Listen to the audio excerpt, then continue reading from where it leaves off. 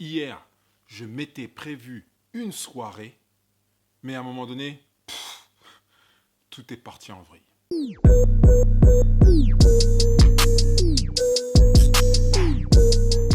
Salut les extra légendaires, je sais que vous allez bien.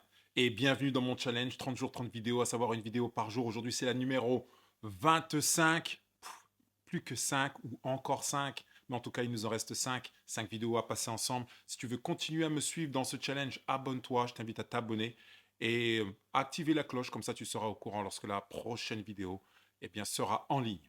Hier, je m'étais prévu une soirée tranquille. J'organisais ma visioconférence. J'étais avec les membres de la One Step Academy, comme tous les 15 jours. Après ça, j'avais prévu d'enregistrer ma vidéo, de me reposer tranquillement. Et tout d'un coup, laisse tomber. Mon fils qui était malade depuis une semaine n'arrivait pas à dormir. Nous n'arrivions pas à dormir. Privation de sommeil pour lui, pour nous, pour ma famille. Sa santé se dégradait. Et à un moment, mon épouse a décidé d'aller aux urgences. Les urgences qui ont préféré le garder parce qu'il avait des symptômes inquiétants. Juste après ma visioconférence, voilà le message que je reçois.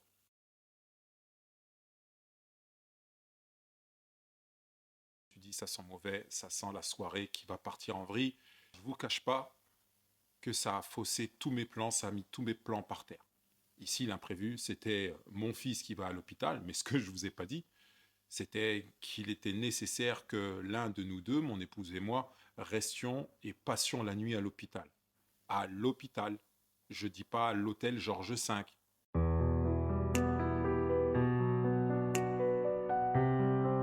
À l'hôpital. La question, c'est comment réagir ou reprendre un certain niveau de contrôle lorsque des imprévus se pointent.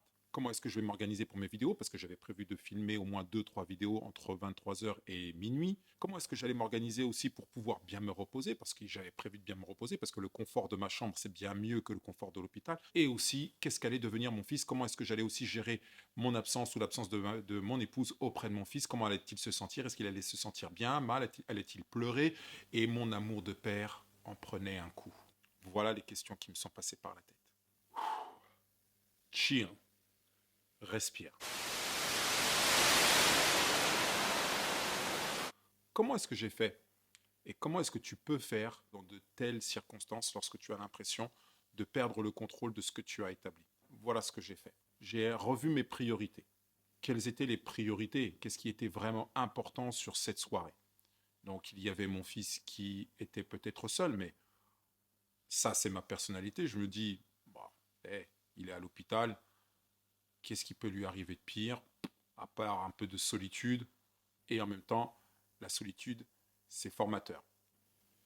Je pense que c'est aussi important en tant que père d'être là près de son fils quand lui peut se sentir seul. Le choix que j'ai fait, c'était de dire qu'un père, c'est aussi près de son fils. Ça ne veut pas dire que je le ferai tout le temps, mais là, en tout cas, sur cette fois-ci, j'ai préféré être présent près de mon fils. Ensuite, comment est-ce que j'allais gérer mes vidéos?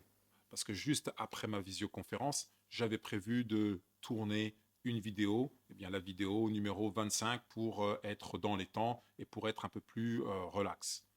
Finalement, elle est passée, je l'ai reléguée à une étape importante, donc ce qui fait que je la tourne mercredi, jour où je vais la diffuser.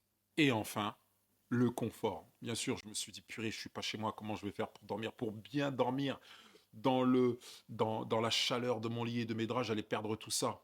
Et en même temps, je me suis dit, hé, JP, hey, ça pourrait être une superbe aventure, une nouvelle expérience, en plus avec ton fils. Soit dit en passant, je lâche un gros big up au personnel de santé qui nous a accueillis durant cette soirée, qui a pris soin de mon fils, qui a pris soin de nous.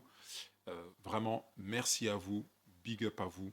Je ne dis pas que je vais revenir toutes les semaines ni tous les jours, mais en tout cas, big up à vous. Merci. Toute cette situation-là m'a permis de me rendre compte que le temps que je mettais avant pour prendre des décisions, eh bien, se réduit de plus en plus et je continue à progresser dans l'application des priorités. Donc, vraiment, je suis fier de moi parce qu'à travers cette expérience, je me suis dit, JP, finalement, tu vois, tu es capable et tu progresses. Donc ça, c'est possible aussi pour toi. Et le fait de se dire que je suis capable nourrit ma confiance en moi. Et si tu veux voir une vidéo sur la confiance en soi, regarde celle que j'ai faite récemment. Je suis sûr que ça va t'aider.